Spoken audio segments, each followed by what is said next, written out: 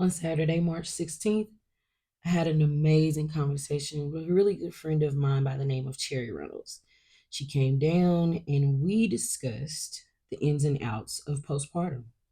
She has two children under the age of 10, and both of her postpartum experiences were very different. And I'm glad we got to have this conversation. I hope you guys enjoy.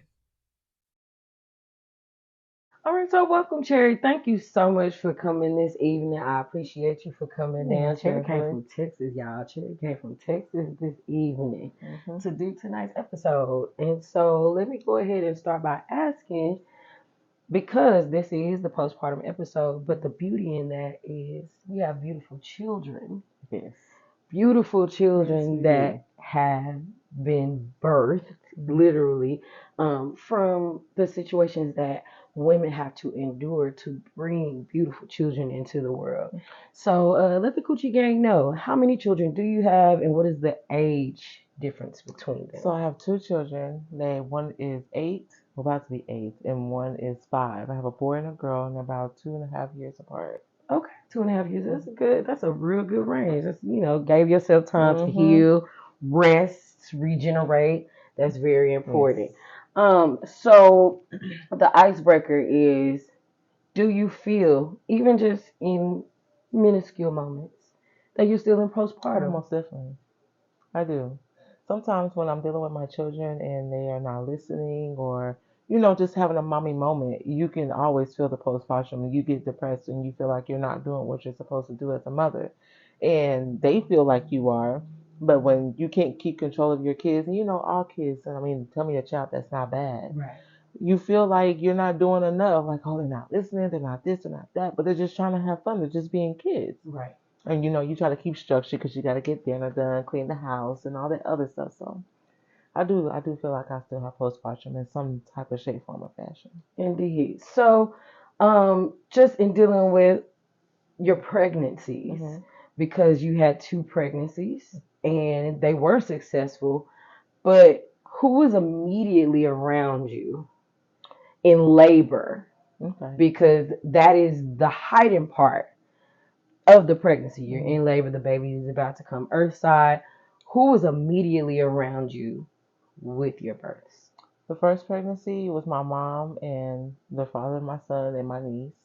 And then the second pregnancy, I had my mom on FaceTime because it was an emergency. So we did not know that I was in labor. Okay. We thought I was having Braxton Hicks. Okay. So after that, it was my sister. She showed up and she was the one that was present, stuck it out through the end of it. That's amazing. That's good. And this was both pregnancies, and you were able to feel a sense of calm because you had people around you that weren't making you stress or causing any type of stress for you. Support system. Right, good support system. And that needs to be highlighted because everybody's situation is not like that.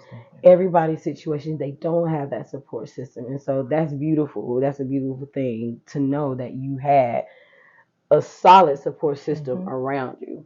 So you can choose any pregnancy that you want to choose, whichever one you want to, choose from. In that pregnancy, how are you treated by the healthcare staff, the doctors, the nurses? How did that go? Okay, so I would use my daughter because it was a very, very chaotic scene. So during the birth of my daughter, my ovaries had ruptured, and I was put to sleep immediately. So it was either have a hysterectomy and stop the bleeding, or you could possibly die. So to be able to wake up and still be able to be in the presence of my daughter was very heartfelt, and they were very sensitive to my needs when it came down to things. They told me you need to get up and you need to walk. Not rudely, not just, hey, you need to get up and it's time to get out of here. It's like, no, we need you to move around so we can see what else we need to do for you. How's your pain management? Make sure that I was okay when it came down to walking again, being able to use the restroom again. Right. All the proper steps before you leave the hospital. So I feel like when I was pregnant with my daughter, I got the utmost quality treatment, more than I think with my son. Indeed. Okay. So let's expound a little bit more on the fact that your ovaries ruptured. Your ovaries. Yes. So having my son in Texas and having my daughter in Oklahoma, there was not shared information that would need to be passed through whenever it was time for me to have the birth of my daughter. That means they didn't read my birth plan correctly. Okay. So whenever I went in, my uterus sits at a slant. So my I don't open up pretty much. My kids get stuck. Okay. So for them, so basically you couldn't dilate on your own. Yes, ma'am. So whenever it was time for my daughter to dilate, she just did not. So that's why I was thinking I was having Braxton Hicks, because I'm still at a 1. Right. So when the contractions intense, it was like, okay, something's not right. I'm in a whole lot of pain, and I'm like, I need help. So my mom calls my sister calls the hospital, gives them the complete breakdown. They didn't know anything. So when it was time for me to go in labor, it's time for me to go. Right. So she's already pressing down to a point where all the pressure is sitting in my ovaries. So whenever they got ready to pull her out, whatever was already punctured, it could have been a pelvic bone, it could be anything. Whenever that pressure released, it automatically ruptured. Wow. And I remember blood splatting on my face and everything. And it was like, she's here. And I hear the doctor say, hey, we need to get a stool. Grab me a stool. She said, Cherry, we're going to have to stop the bleeding. If we can't stop the bleeding, you're going to have to give you a hysterectomy to save your life. And after that, it was sleep. Wow. So when you came to, after they had to do whatever repairs and stuff that had to happen, what was your mindset? Where were you? Do you remember? Did I get a hysterectomy? Do I still have my ovaries? Did they tie my tubes like they said that they were? Because obviously I have unsafe births. Is my daughter okay? Like, am I still able to use the restroom? Am I able to even have periods? Like, it was just a lot of things that came down to my whole reproductive system, because I didn't know what I was left with because I was put to sleep. Right. So finally, when the doctor came in, and it was like, well, for us to, we couldn't tie your tubes. They didn't have the time to do that. It was save your life or, other alternatives. Right. So to know that my tubes weren't tied, I was very upset. I was very upset. And I'm just like, well, I should have just got the hysterectomy. But they made the choice for me because of my age, that they didn't feel I should get a hysterectomy. That is crazy, because the fact that it seemed like almost that they used the fact that you were at the time in peril, and they tried to take, your thought process for granted. Oh, because she's so hyped up. No, that I don't feel like they should have robbed you of your choice. So now if I was to get pregnant, it would be a scary moment, because it's just like, she barely made it. Right. So what if I decide to have another kid? Yeah, granted, you know what to do and things like that, but they told me you're not allowed to have a natural birth. Your body's not going to allow you to have a natural birth. So am I going to be in another restricted area of, well, something can rupture again? Right. Or can it be 10 times worse where she's not able to come out, period? Like, what are the alternatives? Y'all never gave me y'all never given me a decision on what I wanted to do. I gave you the decision that I wanted to get my tubes tied, and you waved it off. So it's like, then, like, what now when I get pregnant? So what do I do? Do I go ahead and have this baby and risk my life and the baby's life too, or do get an abortion? Right. And it's even crazier now because Texas is one of the harshest states when it comes to even miscarriages. Not just the abortion part. We all know about how that works. Oh, yes, but most definitely. If it's something beyond your control, the baby goes breech. If how are you going to reprimand or penalize me, the carrier of the life? And abortion is not even in my character. Right. But it's like, it's either life or death between you or this baby. Right. By the grace of God, we all got faith. So it's like, what happens next when you do end up pregnant because the doctor decided to make your choices for you? Right. That's that. Whew, y'all know that's another story for another day.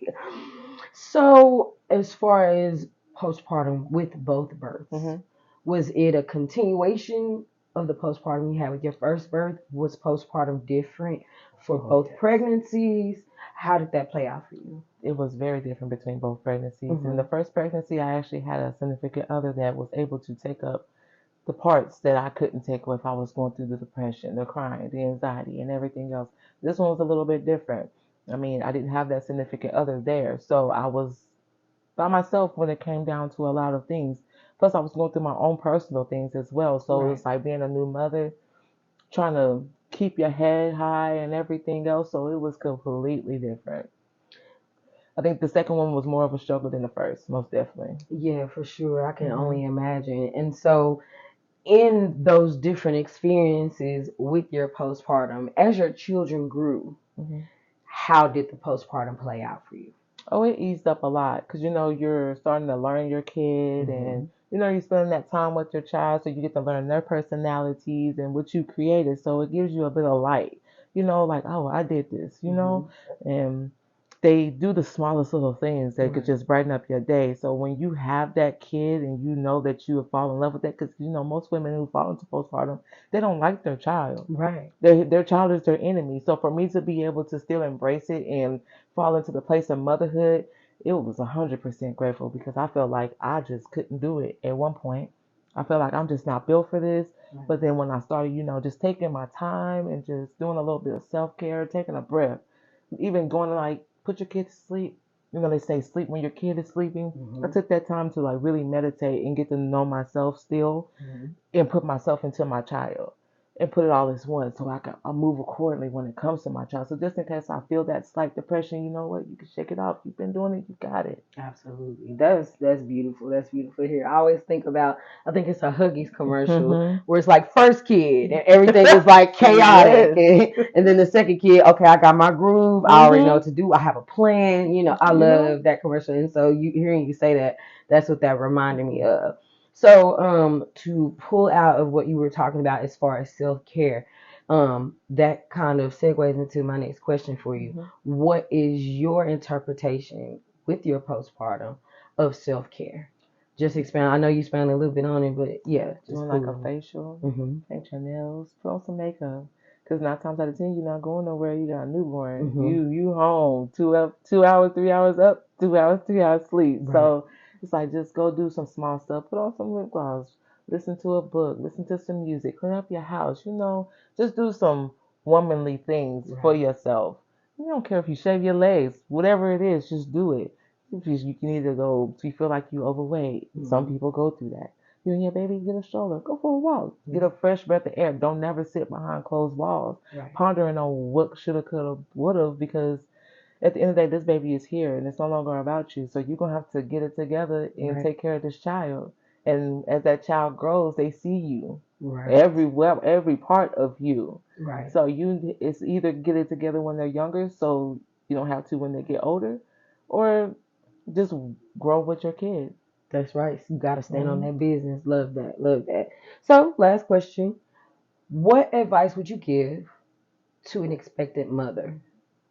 Find a good support system, no matter who it is. If it's a friend, if it's a coworker, if it's your boyfriend, whoever, if you have that comfortability with that person, somebody that you could talk to about anything, keep them in your shoulder, because at the end of the day, they're going to be that person that comes over and holds the baby for you while you take a nap.